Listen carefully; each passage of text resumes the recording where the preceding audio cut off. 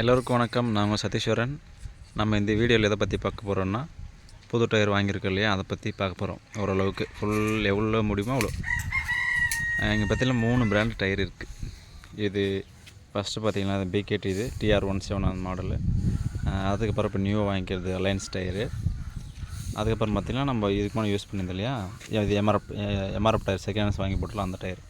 இப்போ இந்த டயர்ஸ்லாம் ஏன் பக்கம் பக்கம் வச்சுருக்கேன்னா, இந்த லெக்கில் எவ்வளோ டிஸ்டன்ஸில் வருது அப்படின்னு ஒரு சின்ன அளவு பார்க்கலாம் அப்படின்னு தோராயமாக. அப்புறம் நான் ஏன் இந்த டீப் லெக் இந்த டயரை வாங்கினேன்னா, மழை கொஞ்சம் பார்த்திங்கன்னா நம்ம ஏரியாவில் அதிகமாக பேஞ்சிருச்சு. அதனால் வண்டி எங்கே போனாலும் மாட்டுது. இல்லைனாக்கா அந்த ரேடியல் டயர் இதிலே சொன்னாங்க, அதுதான் வாங்கலான்னு ஒரு 99% வந்து அதில் தான் இருந்தேன் மழை வர்றதுக்கு முன்னாடி. இப்போ மழை வந்து பின்னாடி பார்த்திங்கன்னா சரி வாங்கி போட்டு கொஞ்சம் ரொம்ப ரிஸ்க் ஆச்சு, என்ன பண்ணுறது அப்படின்னு தான் இந்த லெக்கு வாங்கியிருக்கேன். டீப் லெக்கு ரொம்ப இந்த இதுக்கு முன்னாடி பார்த்திங்கன்னா அதே மாதிரி தான், ஆனால் பிகேடி பிராண்டில் யூஸ் பண்ணியிருந்தேன் இதுக்கு முன்னாடி. இப்போ பார்த்திங்கன்னா அலையன்ஸ் டயர் நேம் காட்டுறோம் பாருங்கள், தெரியுதா? அலையன்ஸு எக்கோமோர் அலையன்ஸ் நினைக்கிறேன், made in India. Tyre size பார்த்திங்கன்னா எங்கே இருக்குதுல்ல, டயர் சைஸு பின்னாடிக்கு இதுலேயே பார்த்திங்கன்னா R1W+ன்னு இது கொஞ்சம் லெக்கு ஹீட்டாக இருக்குன்னு நினைக்கிறேன். அதுக்கப்புறம் பார்த்திங்கன்னா இது வந்து டயரோட டைரெக்ஷன் இப்படி தான் சுற்றணும் அப்படின்ற மாதிரி போட்டிருக்காங்க.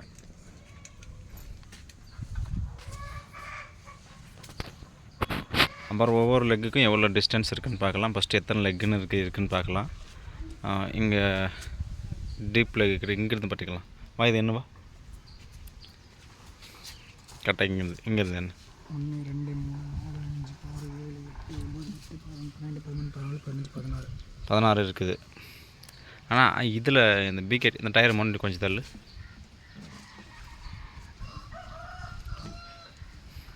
இதில் எங்கே நடந்துக்கலாம், இதுக்கு நேரில் கை வச்சுக்கிறேன்னு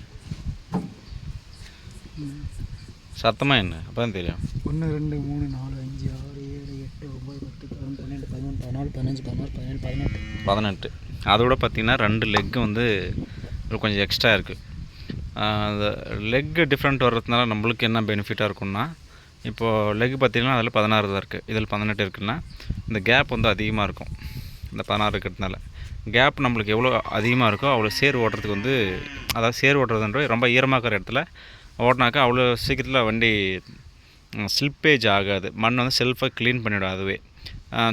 தேவைன்னாக்கா அளவு போட்டு பார்த்துடலாம் எவ்வளோ வருதுன்னு ஒரு அப்ராக்சிமேட்டாக அந்த டைப் எட்டுனா. இதுக்கு முன்னாடி இந்த டயர் பார்த்திங்கன்னா பிகேடி, இப்போ இது மாடல் பார்த்திங்கன்னா TR171 இங்கே இருக்குது, நல்லா லைட்டாக தான் தெரியுது. TR171 இதோடைய மாடல் பார்த்திங்கன்னா இதுதான் நினைக்கிறேன்,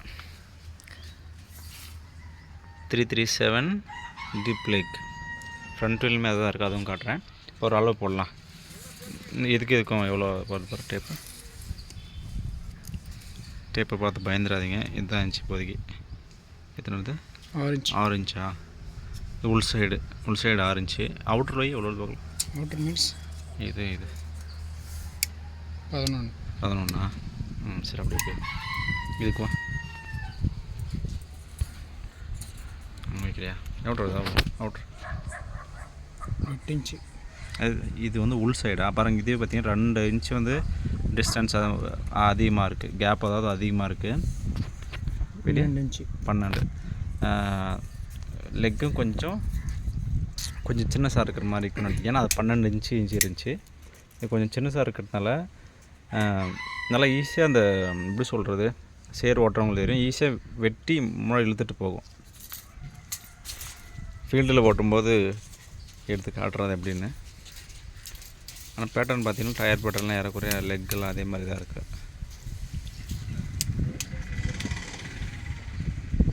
இதுலையுமே அப்படி தான். ஃப்ரண்ட் வீல் எவ்வளோ வருது பாரு, இதனால் எவ்வளோ 6 வேறு 6. அதாவது அதில் பேக் வீல் உள் சைடு இருக்க அளவு இதில் ஃப்ரண்ட் வீல் இருக்குது. எட்டரை ம் அவுட்ரு 8.5. இதுக்கும் அப்படியே இங்கே இந்த ஃபுல் சைடு உள்ள இது கொஞ்சம் தேஞ்சிருக்கு, அட்ஜஸ்ட் பண்ணிக்கோங்க. ஏன்னா நம்ம கட்டுக்கிற பொருள் வச்சு தான் நம்ம சொல்லணும். இது உள் சைடு 6. வெளி சைடு ஒரு 10 கட்டு வரும். 10 வருமா? 9 வருது. 9.5. சரி சரி.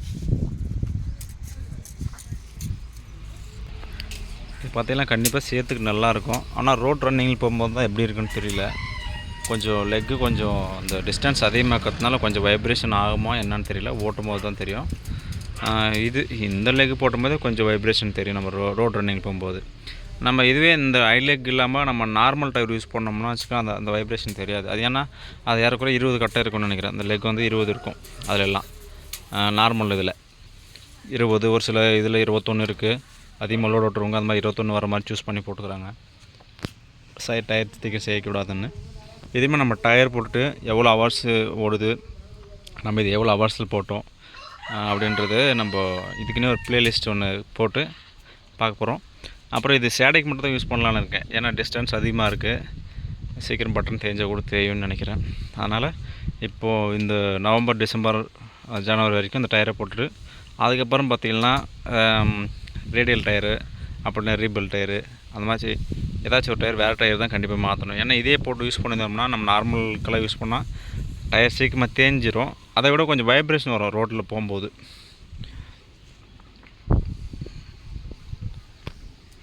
அப்படி பாருங்கள், 2 சைடும் வச்சுருக்கேன்.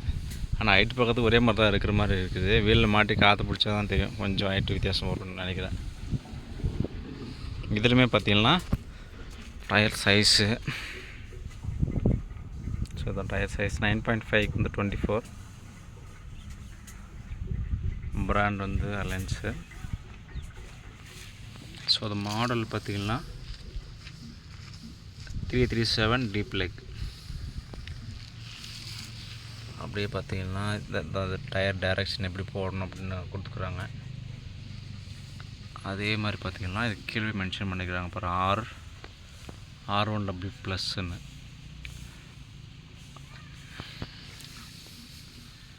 நம்ம போட்டு சேடையில் ஓட்டு போட்டு பார்க்கலாம். அதுக்கு முன்னாடி எவ்வளோ ப்ரைஸ்ன்னு தெரிஞ்சுக்கலாமா? சரி, ப்ரைஸுக்கு முன்னாடி இந்த டயர் கொடுக்கும்போதே ஒரு கிஃப்ட்டும் கொடுத்தாங்க. கூடவே இந்த டயர் பார்த்திங்கன்னா நம்மளுக்கு வீட்டான அந்த டெலிவரி கொடுத்துட்டாங்க. அதான் ரொம்ப ஹாப்பி. இப்போ நம்ம ஒன்றா வச்சுக்கோங்களேன், வேறு எங்கன்னா இப்போது அந்த டயர்லாம் நம்ம ஃபஸ்ட்டு ஆர்டர் பண்ணும்போது இதுக்கு முன்னாடி இந்த ஃப்ரண்ட் டயர் வந்து மதுரையிலேருந்து ஆர்டர் பண்ணோம். அது வந்து ஹைதராபாத்லேருந்து இங்கேருந்து வந்துச்சு. அதெல்லாம் பார்த்திங்கன்னா நம்ம கிருஷ்ணகிரிக்கு வந்துடும். நம்ம அதுக்குன்னு போய்ட்டு நம்ம எடுத்துகிட்டு வரணும். ஆனால் இவங்க வந்தது நேற்று நைட்டு வந்து 8 மணிக்கு வந்தாங்க. எங்கெங்கே ஏதோ டெலிவரி பண்ணிவிட்டு 8 மணிக்கு வந்து வீட்டானே கொடுத்துட்டு போயிட்டாங்க. அது டெலிவரிக்கும் சார்ஜஸுமே எதுவுமே பிடிக்கல, அவங்களே ஃப்ரீ டெலிவரி பண்ணிட்டாங்க. அப்புறம் கூடவே 2 கிஃப்ட்டு கொடுத்தாங்க இந்த டயர் கம்பெனிலேருந்து நினைக்கிறேன். எடு அந்த கிஃப்ட்டு என்ன இருக்குன்னு பார்க்கல. நானும் ஓப்பன் பண்ணி பார்க்கல, சும்மா மேலோட்டம் தான் ஓப்பன் பண்ணி பார்த்தேன், கவரில் ஓப்பன் பண்ணல. ஃபஸ்ட்டு குட்டி சாக்கெட் எடு, சின்ன அதே பேரில் இருக்குது, டயர் கம்பெனி பேர்லையே. இது என்ன 70 வருஷத்துக்கு இதை போட்டிருக்காங்களா? ஆனால் இது வந்து இப்போ தான் தெரிய வருது நம்மளுக்கு. இத்தனை வருஷமாக வந்தது தெரியல.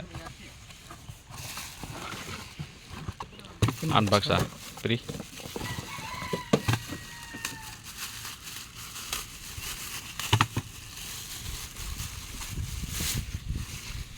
அதுலேயுமே பேர் போட்டுக்கிறாங்களா? இதெல்லாமே லைஃப் இஸ் பியூட்டிஃபுல்.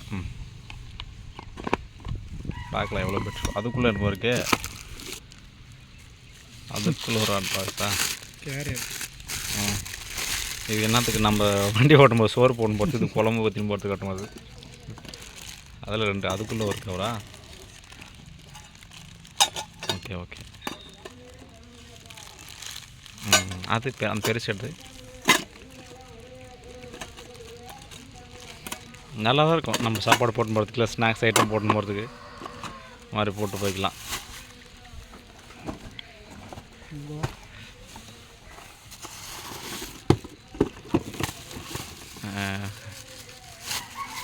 என்னது இது?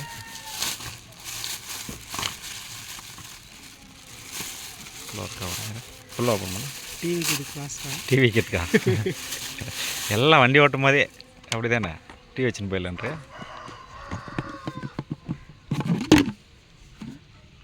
தண்ணி தீ வைக்கிறதுக்கு தண்ணி ஊற்றி வைக்கிறது தான் நினைக்கிறேன். அதுவுமே அவங்க பிராண்டட் போட்டு வச்ச பஞ்ச் பண்ணி அனுப்பிக்கிறாங்க பாருங்கள். டேப் இது பண்ணிக்க தண்ணி தான் நல்லாயிருக்கு, சூப்பராக இருக்குது. க்ளோஸ் பண்ணிவிடு. கடைசியாக இப்போ இது ரேட் எவ்வளோன்னு தெரிஞ்சுக்கலாமா? அங்கே அந்த சீட் கவர் இது இருக்குது, பில்லு இருக்குன்னா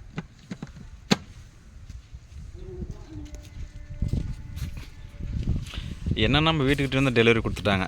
லொக்கேஷன் அனுப்பிச்சி விட்டேன், அவங்க வீட்டானே கொண்டு வந்து டெலிவரி கொடுத்தாங்க.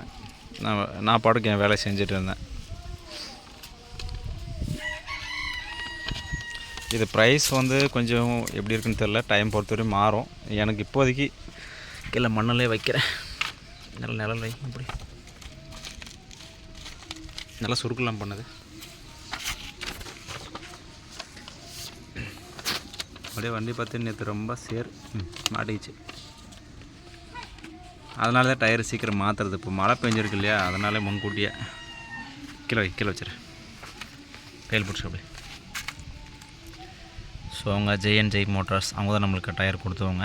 அவங்க அட்ரஸ் போட்டிருக்காங்க, அப்புறம் என்னுடைய அட்ரஸ் போட்டிருக்காங்க, அப்புறம் என்னுடைய மொபைல் நம்பர். நிறைய பேர் மொபைல் நம்பர் என்னுடைய கேட்குறீங்களா பாருங்கள், இங்கே இருக்குது பாருங்கள், 7010527976. அந்த மெயின் பேஜில் இருக்கும், நிறைய பேருக்கு எடுக்க தெரியல. அதுக்கப்புறம் டயர் ரேட்டு, அதுக்கப்புறம் கீழே பார்த்திங்கன்னா டோட்டல் ரேட். இதுதான் டோட்டல் பே பண்ணது. நம்ம அவங்க அக்கௌண்ட் கொடுத்தாங்க, நம்ம அவங்களுக்கு அனுப்பிட்டோம். அதுக்கப்புறம் டயர் எல்லாம் டெலிவரி கொடுத்துட்டு போயிட்டாங்க. இது டெலிவரி சார்ஜில் நம்மளுக்கு எதுவும் பண்ணல. அவங்க ஒரு ஏரியா பொறுத்து மாறுமோ என்னன்னு தெரியல.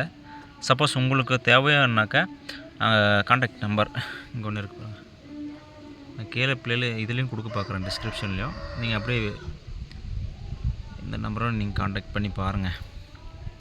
அவங்க ஏரியாவுக்கு தகுந்த மாதிரி டயர் தேவை அப்படின்னா. எனக்கு டைமை பொறுத்து மாறும். ஏன்னா ரேட் நான் வந்து இன்றைக்கி என்ன டேட்டு அதில் போட்டிருக்காங்களா,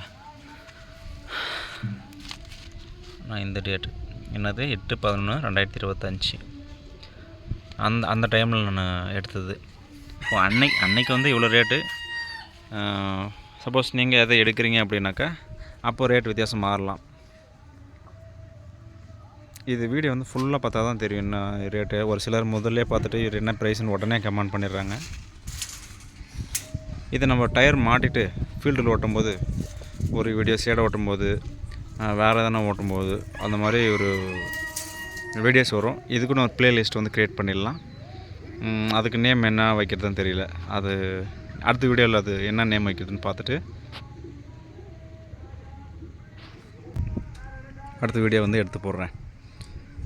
அதுக்கு முன்னாடி இவ்வளோ நேரம் நம்ம வீடியோ பார்த்ததுக்கு ரொம்ப ரொம்ப நன்றி.